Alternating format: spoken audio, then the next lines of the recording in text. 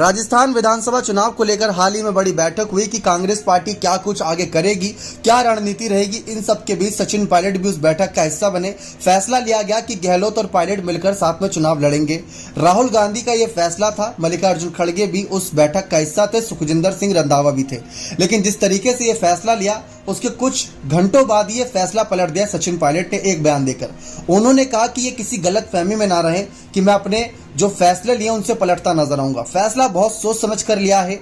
युवा हमारी तरफ नजर उठाकर देखते हैं कि हम युवा नेता हैं और हम उनकी मदद पूरी करेंगे, और अगर हम उनकी मदद पूरी नहीं करेंगे तो आखिर कौन पूरी करेगा। दरअसल उन्होंने पेपर लीक मामले से लेकर भ्रष्टाचार के मामले को उठाते हुए कहा कि जिस मामले पर मैंने शुरुआत करी थी उसी मामले पर मैं अडिग हूं और उस मामले पर अपनी राय बार बार रखता रहूंगा। वैसे तो सचिन पायलट का दिया हुआ अल्टीमेटम खत्म हो चुका है, लेकिन पायलट जनता के बीच और सरकार के खिलाफ अपनी मांग रख रहे हैं। सरकार किसकी है? गहलोत की। राहुल गांधी का फैसला था कि पायलट और गहलोत मिलकर चुनाव लड़ेंगे।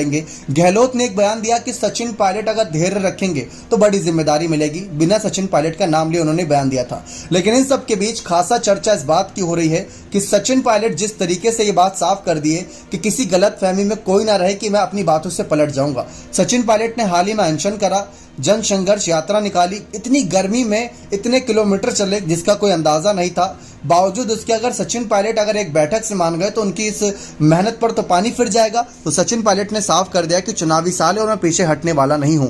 बीजेपी की रणनीति पर उन्होंने कहा कि बीजेपी के पास अच्छे खासे समर्थन में विधायक भी हैं, बावजूद इसके बीजेपी खुलकर सामने नहीं आ पा रही। पीएम मोदी की रैली के बाद जो कि अजमेर में थी, उसके बाद उन्होंने ये तंज कसते नजर आए। लेकिन इसके बाद चर्चा इस बात की है कि मतलब जो बैठक थी उसमें इतना बड़ा चर्चा इस बात की है कि इतनी बड़ी बैठक हुई, राहुल, मल्लिकार्जुन खड़गे सब नजर आए, बावजूद इसके सचिन पायलट के तेवर कम नहीं हो रहे। क्योंकि सचिन पायलट ने साफ कह दिया है कि पद मिले ना मिले, लेकिन जनता का हक, युवाओं का हक मैं दिलाकर रहूंगा।